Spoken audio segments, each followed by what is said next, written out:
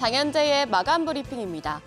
지난주 마지막 거래일 양지수는 혼조세로 장을 마쳤습니다. 오늘의 키워드 형님보단 아우입니다. 옛말에 형만한 아우 없다고 하는데 우리 증시에서는 형님보단 아우, 코스피 지수는 떨어지고 코스닥 지수만 잘 가는 모습이 연출됐습니다. 지수 함께 보시죠. 지난주 마지막 거래일 코스피가 0.39% 하락해 2,414.96포인트에 마감했습니다. 반면에 코스닥 1.47% 올라서 연중 최고치를 경신했는데요. 종가는 824.11포인트. 최근에 코스닥 시장 거래 대금이 유가증권 시장보다 많은 상황인데 올해 코스닥 지수 무려 21.8%나 뛰어서 세계 주요 증시 가운데 두 번째로 높은 상승률입니다. 유가증권에서 개인은 1,810억 원, 외국인이 458억 원 등반 매수를 했지만 기관의 대거 매도에 지수는 하락했습니다. 기관은 2,320억 원 순매도했습니다. 코스닥 시장에서는 개인이 2차 전지와 개임주를 중심으로 강한 매수세 보여줬는데요. 개인이 3,409억 원 순매수를 한 반면에 외국인이 2,453억 원, 기관이 1,009억 원 매도 우위 나타냈습니다. 환율 마감 상황입니다. 최근에 환율이 오르락 내리락 롤러코스터를 타는 모습이죠.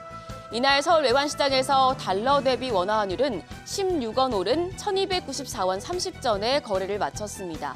전날 FOMC 결과를 통화 완화적인 시그널로 해석하면서 30원가량 급락했었는데 이게 워낙 많이 떨어졌기 때문에 이에 대한 되돌림 그리고 저가 매수세 유입으로 1,290원대에서 마감한 것으로 분석이 됩니다. 시가총액 상위 종목 마감 상황도 보겠습니다. 이날 코스피 시총 10위권 종목 가운데 삼성전자 우선주를 제외하고 8개 종목이 일제히 하락했습니다. 삼성전자는 반도체 업황이 바닥을 찍고 개선될 것이란 기대감, 그리고 이재용 회장이 중국을 방문해서 글로벌 기업 CEO들과 중국 고위 인사를 만날 것이란 소식에 상승을 했는데요. 삼성전자 1.12% 올라서 종가 63,000원이었고요. 그밖에 LG에너지솔루션이 1.04% 올라 하락해서 569,000원, SK하이닉스가 1.36% 빠지며 87,300원, 그리고 삼성바이오로직스도 0.13% 하락해 종가 797,000원, 80만 원 선이 깨졌고요. 삼성 SDI가 3.62% 큰 폭으로 하락하며 종가 719,000원이었습니다. 코스닥 시총 상위 종목에서는 개임주가 강세였습니다. 중국이 국내 개임사를 상대로 판호를 발급한다고 밝힌 이후에 개임사들 주가가 회복세를 보이고 있는데요. 우선 보시면 코스닥 1위부터 5위권에서는 에코프로비엠이 하락하며 0.85% 약세로 종가 23만 3천원, 에코프로가 0.2% 하락해 마감가 45만 6천 원이었고요. 에코프로 같은 경우 상승 마감을 했습니다. 그리고 셀트리온 헬스케어가 1.7% 빠지며 종가 63,300원, 그리고 LNF가 7.2% 강세 보이면서 마감가 26만 8천 원이었습니다. 다음 장 보시겠습니다. 이제 게임주 주가를 좀 확인해 볼 텐데요. 카카오 게임즈가 0.49% 올라 종가 41,200원이었고요. 이날 펄어비스가 8.4% 큰 폭의 오름세를 보이면서 마감가는 46,250원이었습니다. 업종별로 보겠습니다. 업종별로 보면 디스플레이 장비와 부품, 통신 장비, 그리고 전자 장비와 기기 업종, 그리고 반도체 업종이 시장 대비해서 상승 흐름을 나타냈는데요.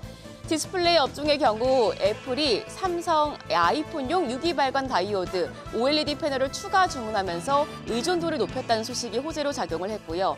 또 사우디아라비아가 삼성전자를 5G 네트워크 파트너로 선택했다는 이슈가 통신 장비 업종을 상승시켰습니다.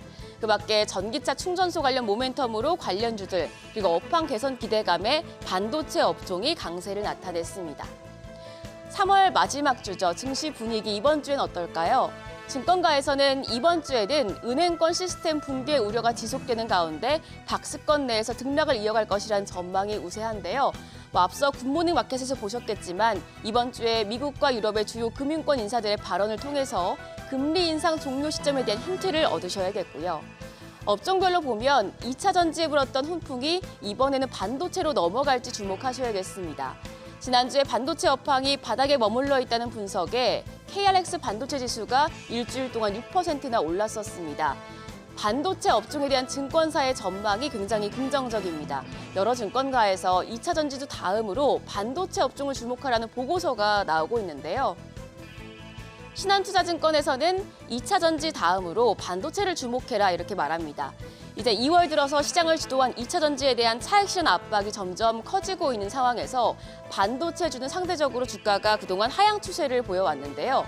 정부의 적극적인 산업 육성 정책 그리고 챗 GPT를 시작으로 AI 반도체에 대한 기대감이 커지고 있다는 점을 주목했습니다. 삼성증권에서도 반도체 업황 회복 가능성에 대해서 이야기를 합니다. 우선 지금 상황을 진단해보자면 반도체 업종 내에서는 미국과 한국의 괴리율이 점점 확대되고 있는 모습이죠. 이제 2020년을 기점으로 필라델피아 반도체 지수는 큰 폭으로 뛰었는데 우리나라는 모멘텀이 부족하다 보니 지수가 지지부진한 모습입니다. 그런데 앞서서 신한투자에서도 강조를 했지만 올해는 정부의 적극적인 산업 육성 정책이 모멘텀으로 발생할 것으로 기대가 됩니다. 이른바 K-칩스법이라고 하죠. 정부가 국가전략기술 부문에 대해서 세액 공제 비율을 대기업과 중견기업은 10에서 12 그리고 8에서 15%로 올리고 또 중소기업은 16에서 25%로 높인다는 법안을 추진 중이고 이게 기재위를 통과했는데요. 오는 30일 본회의에서 처리를 하는데 만약 처리가 된다면 시스템 반도체에 대한 모멘텀으로 작용할 수 있겠습니다. 삼성증권에서는 반도체를 포함해서 테크를 강조했는데요. 이제 구체적인 종목으로는 테크 대형주 중에서는 SK하이닉스와 LG전자, 삼성전기를 꼽았고요. 중소형 중에서는 이번에 새롭게 SN에스텍 그리고 레이크 머티리얼즈, 덕산 레오룩스를 픽했습니다. 이 부분도 참고해 보시고요. 그럼 이번 주 국내 증시도 머니쇼와 함께 대응하시죠. 지금까지 어제장 오늘장이었습니다.